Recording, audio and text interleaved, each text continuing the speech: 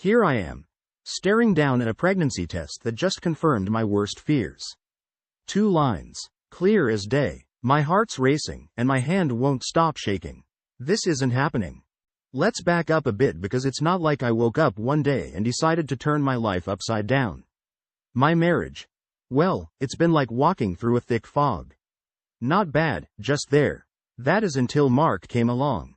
He was like a breath of fresh air, or like suddenly seeing in color when you've only known shades of gray. He had this way of looking at me that made me feel seen, really seen, for the first time in forever. Our first lie was as simple as, "I've got a work thing," and it was thrilling. It felt wrong but exciting, and I dove headfirst into the thrill. Coffee turned into dinners, and dinners turned into drinks, and before I knew it, I was in too deep. The night we crossed the line is still a blur of mixed feelings, guilt clashing with excitement, a kind of excitement I hadn't felt in years. That was the start of the affair.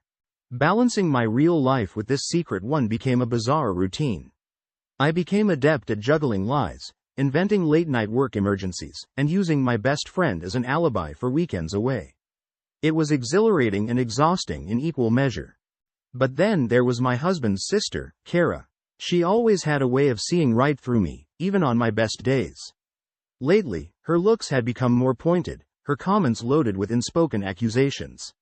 It was like she had a sixth sense for my guilt, always watching me with those narrowed eyes, as if she was piecing together a puzzle only she could see. And now, this pregnancy test changes everything. It's a reality check, a wake-up call. Mark's baby, not my husband's. How did I let things get this far? I'm scared of the future for the first time in a long while. What am I going to do? This isn't just another lie I can weave into the fabric of my double life. It's a person, a little life that's part mine and part Mark's. And with this realization, the weight of my choices crashes down on me. I've been so caught up in the rush of escaping my mundane life that I didn't stop to think about the consequences. I sit there on the bathroom floor, the positive test in hand, trying to breathe through the panic. This isn't a situation that can be smoothed over with a convincing excuse or a well-timed lie. This is real, and it's terrifying. So, what now? Confession seems like the only way out, but the thought of the hurt it will cause is paralyzing. I've built a house of cards, and it's about to come tumbling down. All because I wanted something more, something different. And now, here I am, about to face the music, and I've never felt so alone. My world stopped. It was the push I needed, I guess. Mark promised me a future that sparkled with the kind of excitement and passion my life with David had been missing for years. So, I made a choice, one that now sits heavy in my stomach, like a stone. I left David a note. Yeah, a note. Typing this out, it sounds even more cowardly than it felt at the time. But I couldn't face him, not his confusion, not his hurt. I couldn't stand to see the heartbreak I was about to cause in his eyes. So, I wrote down everything and nothing at all, leaving it on the kitchen counter where I knew he'd find it. Then, I left with Mark, stepping into what I thought was the beginning of my new life. Mark's apartment was nothing like our home. It was sleek, modern, and cold. There were no signs of the comfortable chaos that David and I lived in. No piles of shared books or the mismatched mugs we collected from our trips. Mark's place was all clean lines and expensive furniture, a place that seemed more about showing off than living in. At first, it felt like freedom. No responsibilities, no expectations. Just us, against the world. But the novelty wore off quickly. Mark had a way of doing things, a schedule, and suddenly, I found myself missing the spontaneity I had with David. The late-night runs for ice cream or the way we ditched dinner plans to grab takeout and watch old movies in our PJs. With Mark, everything had to be planned, from what we ate to how we spent our weekends. I felt trapped, like I'd traded one monotonous life for another, just with shinier wrapping. Then, one evening, as I sat on Mark's designer couch in his too-perfect living room, my phone buzzed. It was a text from David. Just a question mark, nothing more. But in that single punctuation mark, I heard all the words we hadn't said, all the questions he hadn't asked. It was a wake-up call, louder than any argument we could have had. That simple text made me realize the gravity of what I'd done. I'd left a life of genuine connection for a fantasy. In trying to escape the mundane, I'd forgotten the beauty of the ordinary, the comfort of a shared life built on years of knowing each other inside out. David's text, that question mark, was a tether to the reality I'd tried to run from, reminding me that what I had with him was real and messy and beautiful in its own way. Sitting in Mark's apartment, surrounded by all the things that were supposed to symbolize my new life, I felt more alone than I ever had. The silence between David and me, bridged by that single text, spoke volumes. It was the echo of a shared past, a reminder of what I'd left behind. And in that moment, I started to question if the promise of a new life with Mark was worth the cost of the one I'd just walked away from. The day after David's text, my phone rang again. This time, it was Sarah, my best friend since college. The one I had used as an alibi more times than I could count during my affair with Mark. I expected support, maybe even a, "we'll get through this," pep talk. But what I got was a cold splash of reality. "Really? This is how I find out? Through the grapevine?" Sarah's voice was a cocktail of anger and disappointment, laced with a hint of pity that made my stomach twist. "I thought I meant more to you than this." Her words hit me like a truck. It wasn't just my marriage I'd put at risk, it was my friendships, too. In my rush to escape what I thought was a mundane existence, I'd neglected the people who mattered most. Sarah had always been my rock, and now, because of my selfishness, I could hear the foundation of our friendship cracking. And then there was Mark. What started off as a thrilling escape quickly turned into a gilded cage. His charm had faded, revealing a possessive streak that made my skin crawl. He wanted to know where I was at all times, who I was with, why I got a text at 8 p.m. on a Tuesday. My phone, once a lifeline to my old life, became a chain he used to keep tabs on me. The final straw came when I stumbled upon the truth about his so-called work trips. I had been fooling myself, thinking we were building a future together, but it turned out, I was just a convenient escape from his real life. A life filled with old habits and party friends I knew nothing about. He'd spin tales of important business meetings, but a quick glance at his messages one night revealed the truth. Photos, laughter, and locations that certainly weren't conference rooms. Sitting alone in Mark's pristine apartment, I realized I'd been living in a fantasy. The exciting new life I thought I'd found with Mark was just a mirage. I was more alone than ever, trapped in a relationship that felt more like a surveillance state than a partnership. And the worst part? I had sacrificed everything that truly mattered, my marriage to David, my friendship with Sarah, my freedom, all for a lie. The irony of it all wasn't lost on me. In my quest for something more, I ended up with less than I started. No husband, a friendship hanging by a thread, and a boyfriend who was more jailer than partner. I had to get out, but the thought of rebuilding my life from scratch was daunting. Still, the alternative, staying in this sham of a relationship, was unthinkable.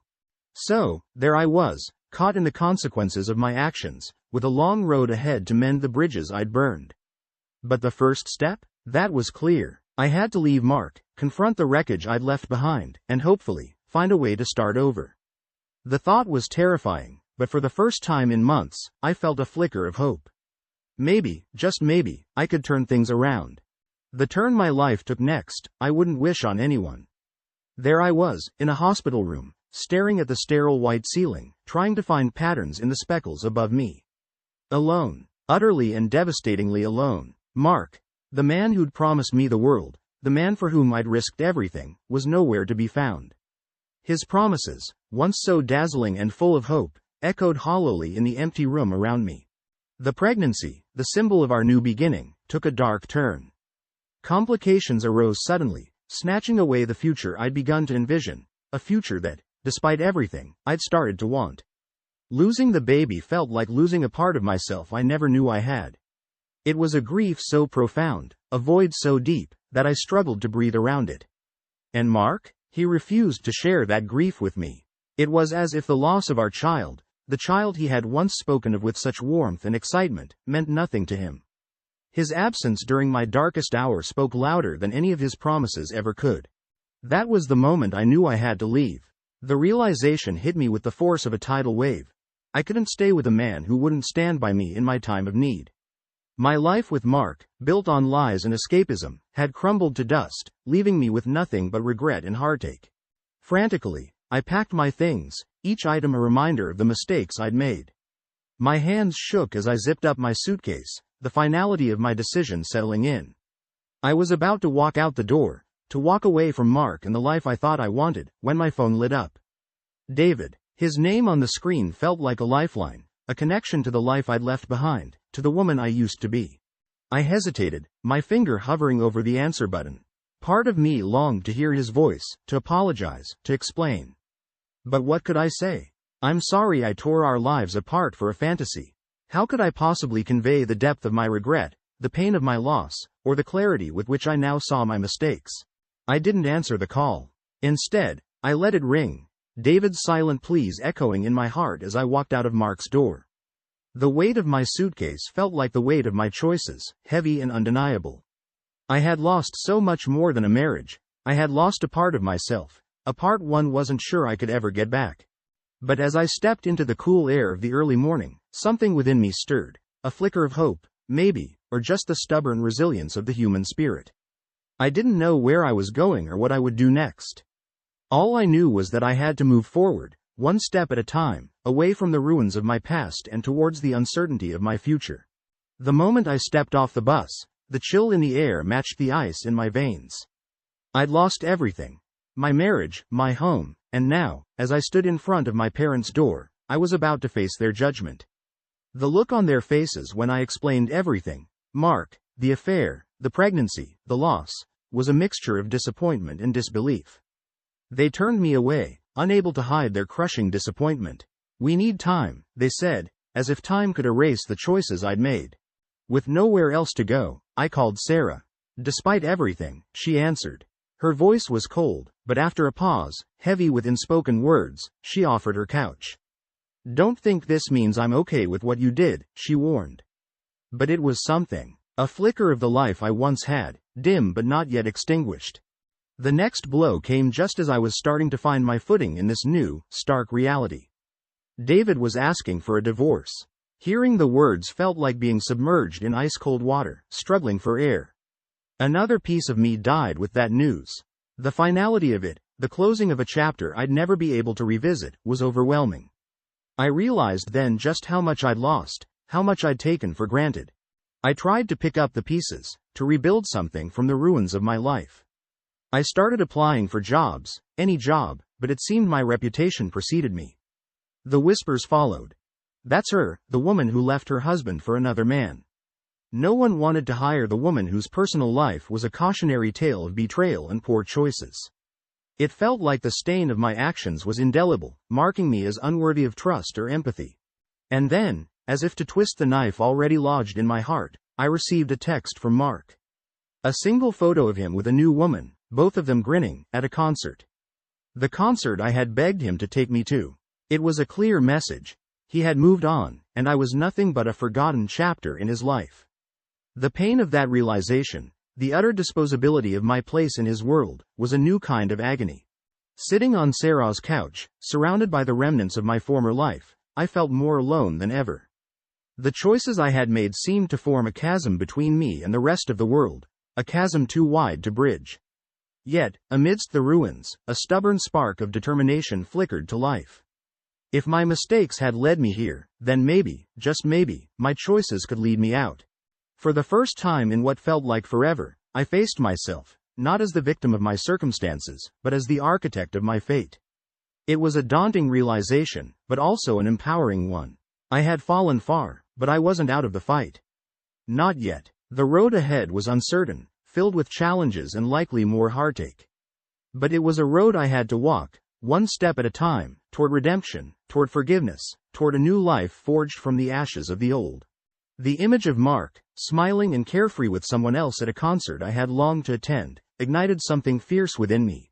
A blazing inferno of rage and hurt I could no longer contain. Before I knew what I was doing, I was standing outside his apartment, my heart pounding in my chest, fueled by a mix of fury and desperation. The confrontation was anything but calm. Voices raised, words thrown like daggers, slicing through the thin veneer of civility we both tried to maintain. It was loud, ugly, and utterly public, with startled neighbors peeking through their doors.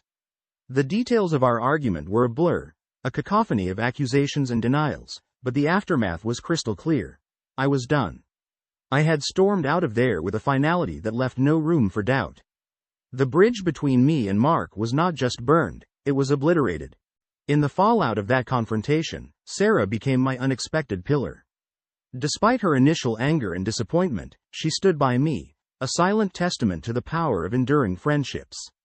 "There's still a part of you that's you," she said one evening, her voice soft but firm. It was a reminder that beneath the mistakes and the chaos, the core of who I was remained intact. Her belief in me, in the possibility of redemption and recovery, was a lifeline thrown across the tumultuous sea of my emotions. But as the days passed, the rumors began to swirl, distorting the truth into a narrative I hardly recognized. The town quickly painted me as the pariah, the homewrecker, the woman who chased after fantasy only to discard it when reality proved too challenging. Whispers followed me in grocery stores, pointed looks in the streets. It was isolating, a brand of shame that made me question if I could ever find a way back from the mess I had made. And then, David stopped by Sarah's place. I hadn't seen him since the day I left, and the sight of him was a jolt to my system. I braced myself for anger, for scorn, or worse, indifference. But instead, his eyes held a quiet sadness, a depth of emotion that went beyond the hurt. There was no hatred, only the remnants of a connection that had once been the center of my world. His presence was a mirror, reflecting back not just the pain of our shared past but also the complexity of human emotions. How love and sorrow could coexist, intertwined and inseparable. We didn't speak much. Words seemed inadequate, clumsy tools for navigating the vast landscape of our shared history. Yet, in his silence, I found a kind of forgiveness I hadn't dared hope for. Not forgiveness for my actions, perhaps, but for the person I had been, the person I could still become. It was a small, fragile thing, this newfound understanding, but it was real. David's visit, brief and wordless as it was, marked a turning point. It didn't erase the rumors or rebuild my shattered reputation overnight, but it did something arguably more important. It reminded me that I was not solely defined by my worst mistakes, that change was possible, and that even in the deepest of divides, bridges could be built, one tentative step at a time. The road ahead was still uncertain, littered with the debris of my past actions, but for the first time in a long while, I felt ready to walk it, to face whatever came with a resilience born of hard-won lessons and the quiet hope of second chances. When my brother showed up, it was unexpected. He's always been the type to call it as he sees it, no sugarcoating, no beating around the bush. So when he sat me down and started talking, I knew I couldn't just tune him out. "You've made a mess," he said, his voice firm, "but it's not too late to start cleaning it up." His words were like a splash of cold water. Of all the people in my life, his opinion mattered in a way that I couldn't ignore. He was right, and deep down, I knew it. The thought of apologizing to David was daunting. How could I even begin to express the depth of my regret? How could I make him understand that, despite everything, a part of me was profoundly sorry for the hurt I'd caused? It felt like trying to scale a mountain with no gear. But there was this small, desperate part of me that needed him to know. I had to try, even if it was just a whisper into the void. Sarah, bless her, helped me put words to paper. It was one of the hardest things I've ever had to do, laying bare the raw honesty of my feelings, the remorse, the longing for forgiveness I wasn't sure I deserved. It might be too little, too late, but it was something. A step, however small, towards accountability. Then came the surprise visit from Mark's new woman. Anger was the first emotion that flashed across her face when she saw me. But as we talked, the anger melted into pity, and then, surprisingly, understanding. She'd been spun into Mark's web of lies just as I had, a revelation that was both shocking and oddly comforting. We were connected by our mutual betrayal, forming an unlikely bond through our shared pain. The tale of Mark's deceit circled back to David in ways I hadn't anticipated. It was a twisted kind of connection, but it was there, a shared experience of being lied to, of being manipulated. It was an uncomfortable revelation, but it brought a strange sense of closure. My sister reaching out was another unexpected turn. Always cautious, she offered a tentative olive branch, a chance to reconnect. It was a small opening, but it was more than I'd hoped for. It seemed that, slowly, the pieces of my old life were offering me a chance to make amends, to rebuild from the ground up. Signing the divorce papers was excruciating. It felt final, a definitive end to a chapter of my life I'd never get back. It was like cutting off a part of myself, a limb I had to lose to survive. The pain was sharp and deep, but underneath it, there was a sense of release, a freedom to start anew. The job interview came as a surprise. For the first time, my past didn't seem to be the only thing defining me. The interviewer looked beyond the rumors, giving me a chance to prove myself on my own merits. When I got the job, it was low level, far from glamorous, but it didn't matter. It was a beginning, a foundation on which I could start to rebuild my life. Each of these steps was small in the grand scheme of things, but together, they represented something significant. A path forward, a way to mend the fabric of my life, thread by thread. It was going to be a long journey, filled with setbacks and challenges, but for the first time in a long while, I felt hope. Hope that I could rebuild, that I could find forgiveness, not just from those I'd hurt, but from myself. It was a daunting prospect, but one I was ready to face, one day at